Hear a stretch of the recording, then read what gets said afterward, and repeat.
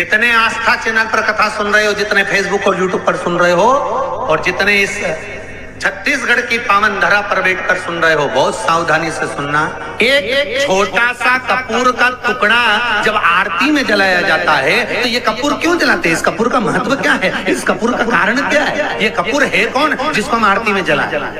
क्या जरूरत इस कपूर को आरती में जलाने की? क्या जरूरत इसको यज्ञशाला में जलाने की? क्या जरूरत है इस कपूर को पूजन में जलाने की? स्वयं गुरु बाबा कहते हैं, यदि कोई आरती में, पूजन में, घर में एक कपूर का टुकड़ा आरती के बाद में जब समर्पित करेगा तो उसको अश्वमेध यज्ञ का पुण्य प्राप्त हो जाएगा। अश्वमेध यज्ञ के पुण्य को पाने के लिए कपूर का टुकड़ा आज भी आरती में जलाया जाएगा। एक कपूर का टुकड़ा सुख का, इसीलिए हमारे यहाँ शास्त्र कहता है महाराज, जब आपको घर में अगर ऐसा लगने लगे कि 15 दिन से बहुत बेचैनी है, बहुत दुख तकलीफ लग रही है, कोई ना कोई बीमार पड़ रहा है, कुछ ना कुछ तकलीफें लग रही है, तो एक पीपल का पत्ता ले लो, उसके ऊपर एक कपूर का टुकड़ा ले लो, सारे घर में घुमाकर उसको दरवाजे के बीच मध्य में जलाकर रख दीजिए। थोड़ी सी 20 से 25 मिनट के अंदर मकान में एनर्जी वापिस आ जाएगी, उस भवन में एनर्जी वापिस प्राप्त हो जाएगी। 20 से 25 मिनट के अंदर एनर्जी वापिस। लग रहा है कि यहाँ नेगेटिव है तो उसको पॉजिटिव बनाया जा सकता है। ये दुनिया के लोग गायत्री मंत्र चिल्ला चिल्ला कर पढ़ रहे हैं, बक्से में लगा दिया, चल रहा है, लोग अपने काम में लगे हैं। वैदिक मंत्र, चतुर ब्राह्मण जब यज्ञ कराने बैठते हैं, चतुर ब्राह्मण जब विद्वान आचार्यगण, कर्मकांडी ब्राह्मण जब अनुष्ठान करते हैं तो गायत्री मंत्र जब आता है तो मौन हो जाता है, चुप।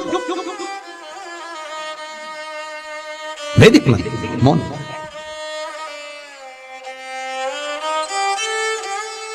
मंत्र का स्मरण, हमारे शंभू ने दिया 2 मंत्र ऐसा, ओम नमः शिवाय, कैसे भी बोले, श्री शिवाय नमस्तुभ्यम, महामृत्युंजय मंत्र। ये 3 जो मंत्र हैं, कोई पूछे कि इसमें बड़ा मंत्र कौन सा है? कोई पूछते नहीं है कि इसमें ओम नमः शिवाय बड़ा होगा कि महामृत्युंजय मंत्र बड़ा होगा कि श्री शिवाय नमस्तुभ्यम बड़ा होगा। तो जो पूछे तो उनसे निवेदन है, पहले ये पता करके बताओ कि ब्रह्मा बड़े, विष्णु बड़े कि शंकर बड़े? उनसे ये पूछा जाए, क्योंकि शंकर की जलाधारी जहां रखाती है उसमें 3 पाए होते हैं। कितने पाए होते हैं? 3। उसके ऊपर कलश, कलश में से एक बूंद पानी नीचे गिरता है। ये 3 पाए कौन से? ब्रह्मा विष्णु महेश। और उसके ऊपर जो जल गिर रहा है वो एक बूंद गिर रहा है, तो ये बताता है कि हम तीनों एक हैं, ना कोई बड़ा ना कोई छोटा। तो मंत्र ना कोई बड़ा होता है ना कोई छोटा होता है। ओम नमः शिवाय जपोगे वो भी बड़ा है, आपके हृदय में बैठना चाहिए कि आपको क्या जपना है। महामृत्युंजय मंत्र का जाप कर रहे हो, आपकी वृद्ध विवेकता से वो बड़ा होगा। श्री शिवाय नमस्तुभ्यम जप रहे वो बड़ा होगा। ये आपकी सोच है कि बड़ा क्या है। और सरल भाषा में समझ लो, बुरे वक्त में जो काम आए वो बड़ा है कि सुख में जो काम आए वो बड़ा है? बोलिए, जम के बोलिए, जम के बोलो। बुरे वक्त में जो काम आ जाए और आकर कह दे चिंता मत करना, मैं बैठा हूं, बेटी की शादी अच्छे से कर ले, 2-4 लाख रुपए ले जा, टेंशन मत लेना, बारात हम झेल लेंगे, तेरे को दुख आ गया, कर्जा हो गया, चिंता मत कर, 2-4 लाख ले जा, हम यही सोचेंगे कि कोई व्यापारी खा गया होगा, ले जा तू कर ले। जो बुरे वक्त में काम आ रहा है बड़ा वो है।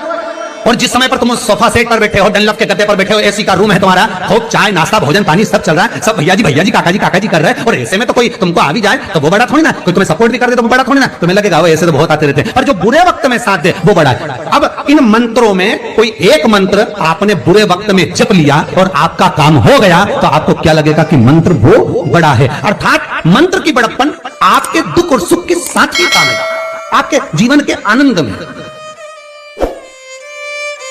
वेद के जितने मंत्र होते हैं, शास्त्रों के जितने मंत्र होते हैं, भागवत के, रामायण के, गीता के जितने मंत्र होते हैं, कोई मंत्र सब कमजोर नहीं होता, किसी मंत्र में कोई कमी नहीं होती, मंत्र सब प्रबल होते हैं, सारे मंत्र प्रबल हैं। बस जपने वाला चाहिए कि उसको सिद्ध कर कर जपता रहे, उससे फल की प्राप्ति करता रहे। मंत्र कोई छोटा नहीं, मंत्र कोई बड़ा नहीं, उसको जपना है, आपको धारण करना है, उससे आपकी प्राप्ति।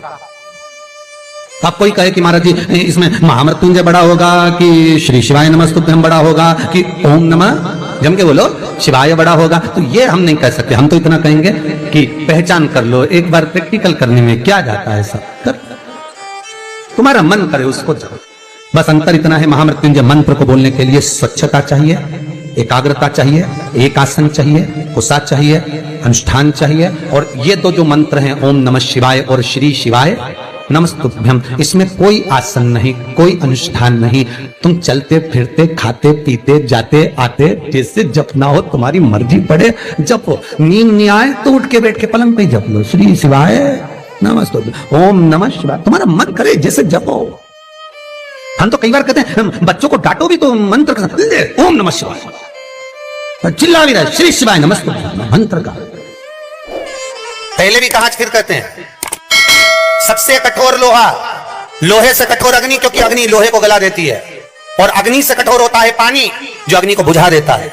और पानी से कठोर होता है मनुष्य, जो लोटे में भर के डकार जाता है। और मनुष्य से ज्यादा कठोर होती है बीमारी, जो मनुष्य को ही निगल जाती है। और बीमारी से भी ज्यादा कठोर होता है मेरा कालों का काल महाकाल, जो बीमारी को ही निगल जाता है। अकाल मृत्यु वो मरे जो काम करे चंडाल का, और काल उसका क्या बिगाड़े जो भक्त हो महाकाल का। शंकर की उपासना करी है, शिव का स्मरण करा है, तो जीवन में सुख का भान तो रहेगा, आनंद की अनुभूति तो रहेगी। जिसका शरीर में कहीं चर्म रोग हो गया हो, चमड़ी सफेद पड़ गई हो, तो गाय के बछड़ा जब दूध पिए तो उसके फेन को चम्मच में उठा लो, निकाल लो, और पूर्णिमा की रात्रि को 12 बजे के लगभग में शरीर में उसको लगा लो, जहां दागे, और थोड़ी देर बैठ जाओ चंद्र की रोशनी के, थोड़ी देर बैठ जाओ। उसके बाद में फिर स्नान कर लो। 2 या 4 पूर्णिमा करेंगे महाराज, धीरे धीरे वो चमड़ी अपने असली रंग में आना प्रारंभ हो जाएगी, चर्म रोग समाप्त हो जाएगा। एक बात और आपको पहले भी कही थी, फिर कहते हैं, गाय जब अपने बछड़े को दूध पिलाए, उसके मुख पर जो फेन आए, जो बच्चा बुद्धि से विकलांग हो, चित्तवृत्ति से विकलांग हो, जिसका विवेक काम न करता हो, चिड़चिड़ करता हो, रुदन ही रुदन करता हो, या फिर एकदम गुम सा रहता हो, या उसकी इंद्रियां नेत्र श्रवण जिह्वा सही काम ना कर रही हो, तो अमावस्या के दिन दोपहर 12 बजे गाय के बछड़े का जो फेन है, मुख का बछड़ा जब दूध पिए उसका जो मुख में फेन आता है, वो उस बच्चे को पिला दीजिए। 3 या 4 अमावस्या करिए, धीरे धीरे मेरा बाबा भोलेनाथ उसको ठीक करना प्रारंभ कर देता है। गाय का दूध अमृत है, अमृत, वो साधारण नहीं है, हमारा अमृत तत्व।